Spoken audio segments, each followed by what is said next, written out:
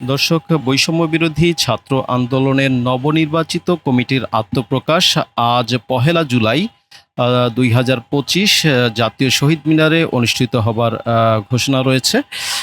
যদিও বেলা 11:30টায় তাদের কর্মসূচি ঘোষণার সময়সীমা নির্ধারণ করে দেওয়া হলেও কিন্তু এখন প্রায় 11:15 বেজে গেছে, কিন্তু আমরা দেখতে পাচ্ছি এখনও তারা সেভাবে প্রস্তুত হয়নি, কিংবা তাদের নেতৃবৃন্দ এখন পর্যন্ত সেখানে এসে উপস্থিত হয়নি। আমরা যদি একটু আপনাদেরকে জানিয়ে রাখি, বৈষম্য বিরোধী ছাত্র আন্দোলনের নবনির্বাচিত যে কমিটি হলো, সেই কমিটি আমরা যদি একটু আপনাদেরকে জানিয়ে রাখি, বৈষম্য বিরোধী ছাত্র আন্দোলনের নতুন যে কমিটিটি হলো, সেই কমিটিতে 1 বছর মেয়াদের জন্য সভাপতি নির্বাচিত হয়েছেন বৈষম্য বিরোধী ছাত্র আন্দোলনের প্রথম সারির যোদ্ধা রিফাত রশিদ, ও সাধারণ সম্পাদক নির্বাচিত হয়েছেন একরামুল হাসান। রাজধানীর বাংলা মোটরে অবস্থিত তাদের যে প্রধান কার্যালয়ে, সেই কার্যালয়ে রূপায়ণ টাওয়ার, সেই রূপায়ণ টাওয়ারে গত 25 জুন দুপুর 12টা থেকে 5টা পর্যন্ত তাদের ভোট গ্রহণ অনুষ্ঠিত হয়, এবং সেই ভোট গ্রহণের মধ্য দিয়ে কিন্তু বৈষম্য বিরোধী ছাত্র আন্দোলনের নতুন এই কমিটি নির্বাচিত হয়।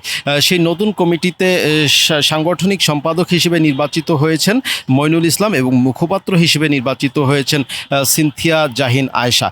এর আগে যে ঘটনাটি ঘটে যায় সেটি হচ্ছে, নানা অনিয়ম ও বিশৃঙ্খলার অভিযোগ এনে জুলাই গণঅভ্যুত্থানে নেতৃত্ব দানকারী প্ল্যাটফর্মের বৈষম্য বিরোধী ছাত্র আন্দোলনের সব ধরনের কার্যক্রম থেকে সরে যাওয়ার ঘোষণা দিয়েছিলেন সংগঠনটির মুখপাত্র উমামা ফাতেমা। বৈষম্য বিরোধী ছাত্র আন্দোলনের যে সভাপতি নির্বাচিত হয়েছেন, নতুন যে সভাপতি রিফাত রশিদ, তাকে কিন্তু এই মুহূর্তে আমরা দেখতে পাচ্ছি তিনি জাতীয় শহীদ মিনারে এসে উপস্থিত হয়েছেন, এবং তাদের যে নেতৃবৃন্দ, নেতাকর্মী, তাদের সাথে কিন্তু তিনি কুশল বিনিময় করছেন।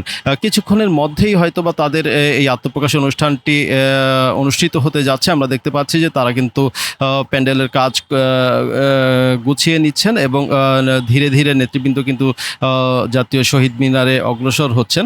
হয়তো কিছুক্ষণের মধ্যেই তাদের কার্যক্রম শুরু হবে। আমরা আপনাদের নতুন কমিটির আপডেট কিছুক্ষণ পরে হয়তো আপনাদেরকে জানাতে পারবো। সে পর্যন্ত আমাদের সাথেই থাকুন।